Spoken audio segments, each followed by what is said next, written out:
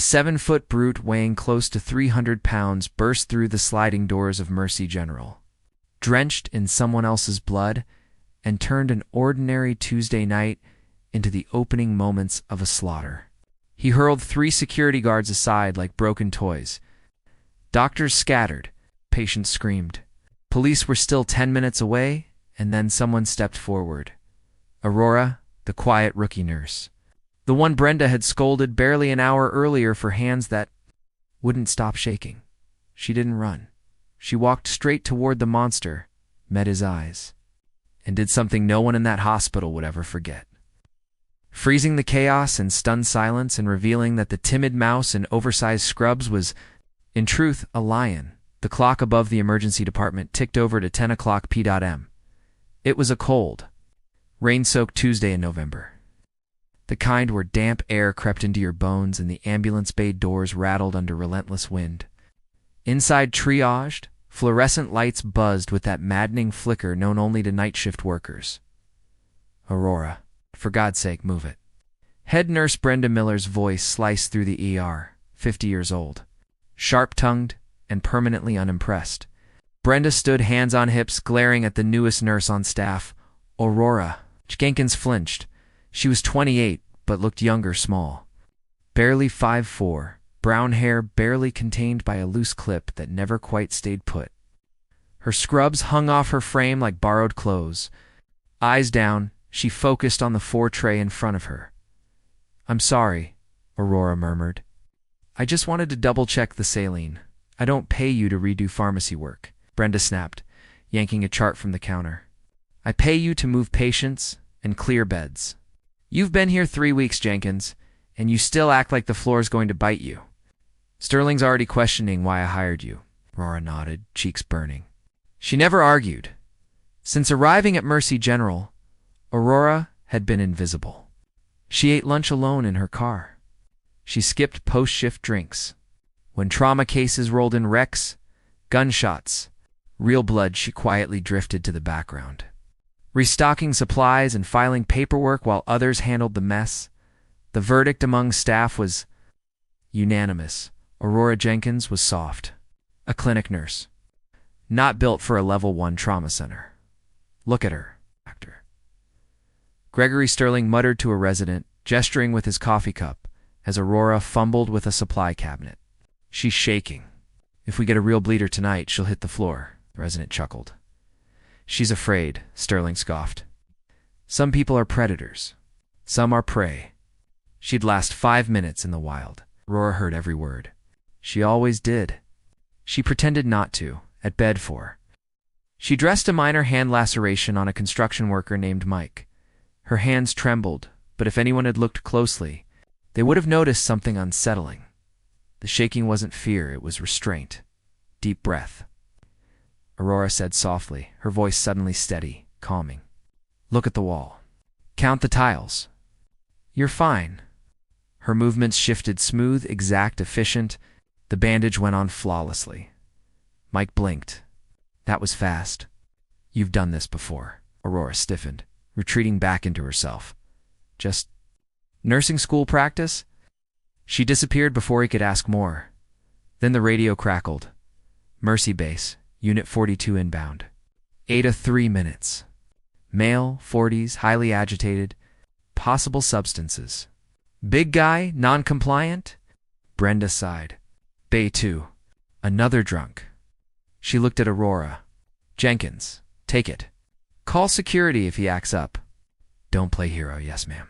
Aurora wasn't thinking about heroics. She was thinking about surviving the shift. The universe had other ideas.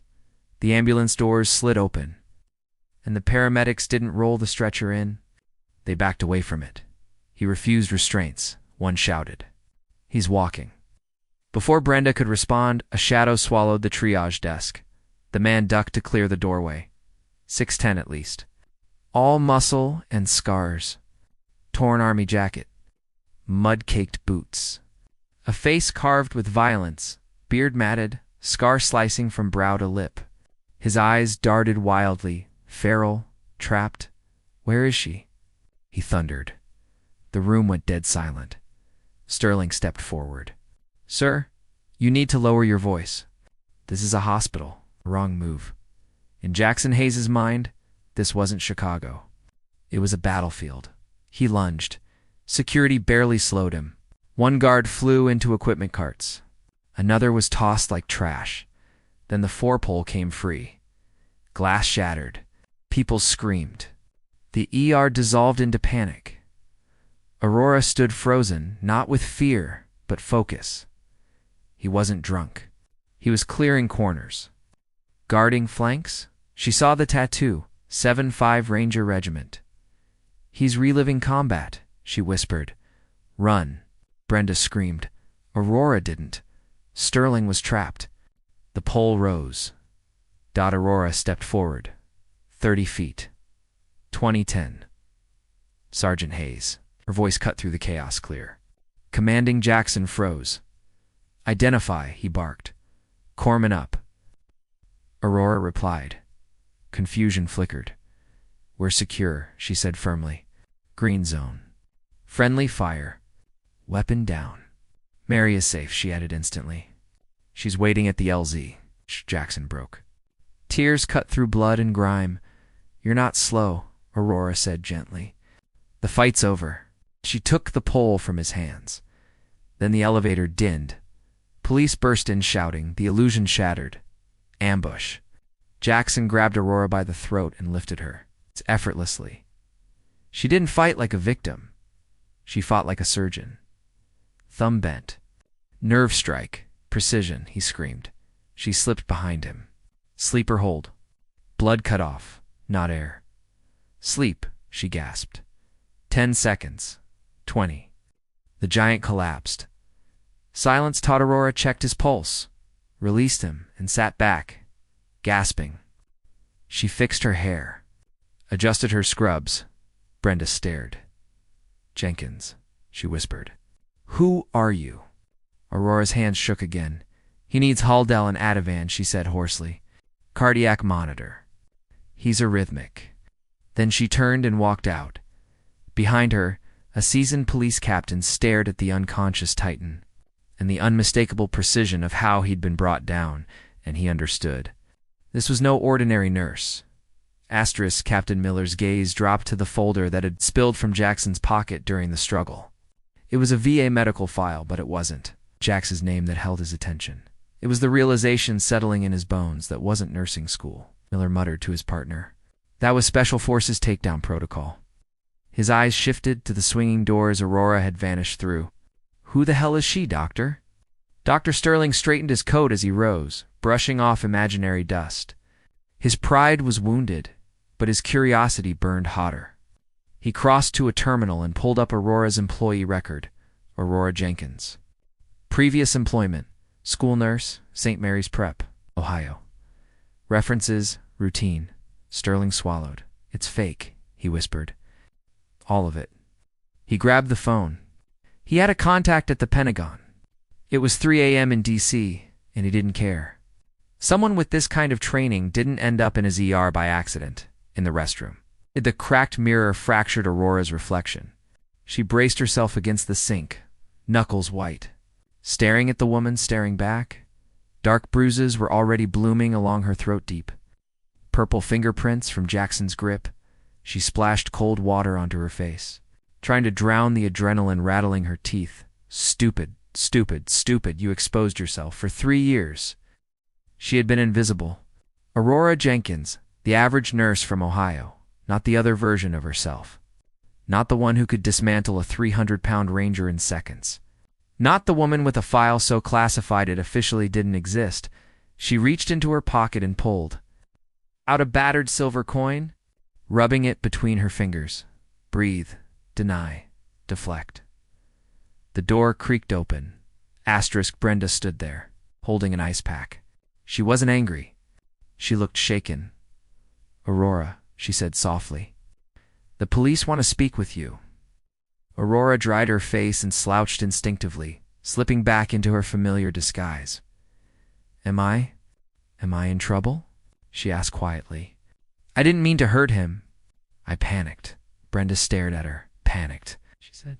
You neutralized a man who threw to guards like toys. You saved Sterling's life. She handed Aurora the ice pack. Who are you really? Aurora lowered her eyes. Just a nurse? Brenda shook her head. My ex-husband was a Marine. 2 tours. He moved like you. Scanned rooms like you. I took a self-defense class, Aurora murmured. Brenda didn't believe her, but she let it go. The break room smelled of burnt coffee, Captain. Al Miller sat at the table. Notebook open. Sterling paced behind him. Miss Jenkins, Miller began, calm and measured. That was impressive. I was scared, Aurora said faintly. Scared people run, Miller replied. You engaged. De-escalated using military terminology. Then applied a flawless rear choke with a body triangle. He leaned forward.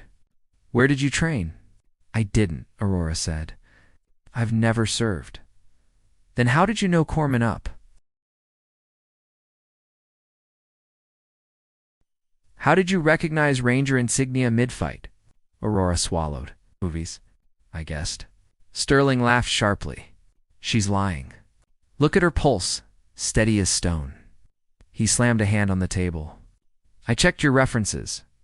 Your license is clean, but it starts exactly 3 years ago. What were you before that?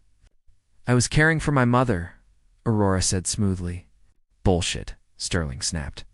Miller raised a hand. Enough. He turned back to Aurora. The man you subdued, Jackson, hazes a Silver Star recipient, Delta, a wall from a VA psych unit. Considered armed and extremely dangerous. He closed his notebook. People don't do what you did without serious training. Aurora met his eyes. For a moment, she almost told him everything. I'm just a nurse, she said again. Can I return to my patients? Miller sighed. Go, but don't leave town. 2 hours later, the ER had settled, till the PA system crackled.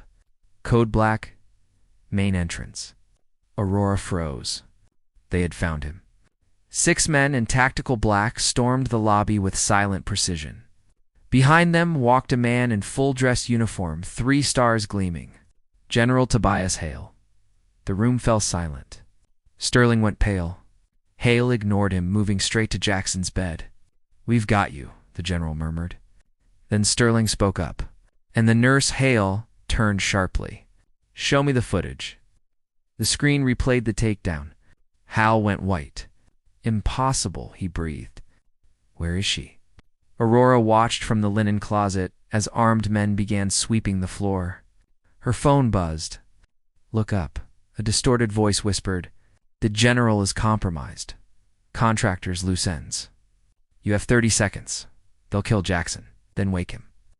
The call ended. Aurora burst from hiding and ran toward the danger. Gunfire erupted. Jackson tore free from the bed and shielded her with his body. Move, he roared. They fled into the basement to steam, darkness, blood, and chaos. Aurora fought like a phantom. Jackson fought like a titan. Together, they broke through. At the loading dock, General Hale stood trembling Kane beside him, smiling. Kane pulled the trigger. The general fell. Jackson charged. Bullets hit but didn't stop him. Kane went down.